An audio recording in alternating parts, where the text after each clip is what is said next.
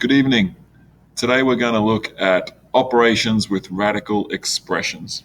So we're going to add, subtract, and we're going to distribute as well. First of all, we have to identify like radicals and unlike radicals. Okay, so just like we use variables like x squared or xy or whatever it is, there's such things as like radicals. Essentially, if this number underneath the square root sign is the same, these are like radicals. So square root of 5, 7 square root of 5, 3 square root of 5 are all like radicals because they're all square root of 5. Unlike radicals, 3 square root 2, 3 square root 3, they are unlike because the number underneath the square root sign is different. 2 square root 4, all unlike radicals. We can only add or subtract like radicals, just like we can only add or subtract like terms. So if we have a quick look at these examples, these are like radicals because they've both got the square root of 11. So we got 6 plus 3 is 9. So we have 9 square root 11. This one, 7 minus 8, is negative 1. You don't have to put a 1 there. You can just put negative square root 2. This one here, 6 square root 5 plus square root 5, it's like saying there's a 1 there. 6 plus 1 is 7 square root 5. I can't combine this one because it's not the square root of 5, so I just have to write it like that. 7 square root 5 minus 2 square root 3. So that is combining like terms, essentially, adding or subtracting. So we need to know that in order to look at these next things. So these ones here, obviously these don't look like radicals, but maybe we can break these down. Okay, so again, if we use the numbers that we have 5, maybe we can break this down with 16. 32 can become 16 times 2, right? 4 and 18 we can break down with 9 and 2. So just like we've been doing, we know the square root of 16.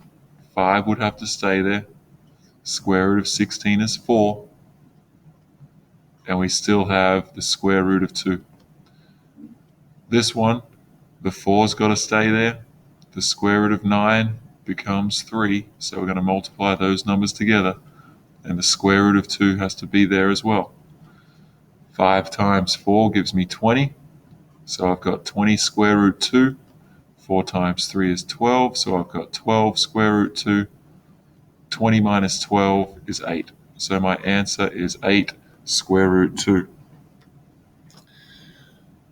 On this one, you can't break down a 7, so that's just got to be 4 square root 7. But we can break down 28. 28 is divisible by 4. 4 times 7 gives me 28.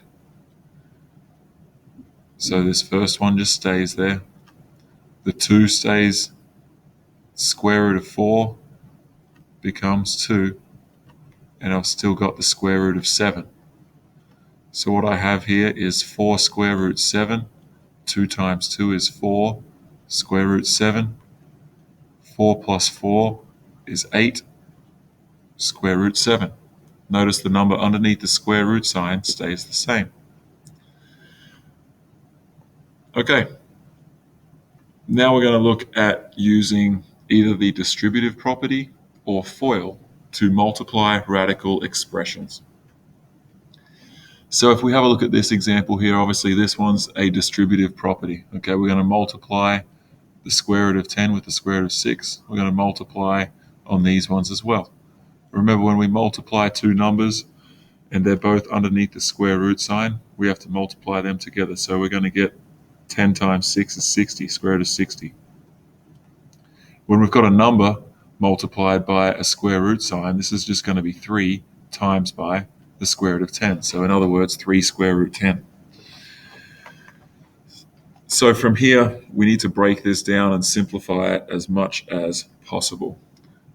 The 60 can be broken down into 4 times 15. We can't break down the square root of 10, so that just has to stay as the square root of 10. The square root of 4 is 2.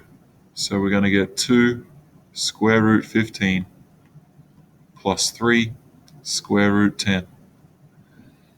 We cannot simplify that anymore because these are not like radicals, and we can't break down 15 or 10 with any of our numbers, such as 4, 9, 16, 25, etc. This one here, we're going to use FOIL. First terms would be square root of 6 times by the square root of 6. That's going to be 6, what we learnt today. Terms on the outside, square root of 6 times by the square root of 3. That's going to be plus the square root of 18. Terms on the inside here, we've got a 2 out the front. We've got a negative, so it's going to be negative 2. And then 3 times 6 would be square root of 18. And then terms that come last, we've got a positive and a negative, so again it's going to be minus. We're going to have a 2 out the front. Square root of 3 times by the square root of 3 is 3. So we're going to multiply those two things together. So let's simplify this and have a look. So we've got 6. We've got, this is like a 1, right? 1 square root 18. So 1 minus 2 is going to be negative 1. So we've got negative 18. But I can actually break down this 18, can't I? 18 is the same thing as 9 times by 2. And then I've got negative 6. Obviously 6 minus 6 is 0. Square root of 9 is 3. I've still got my negative here. So I've got negative 3 square root 2.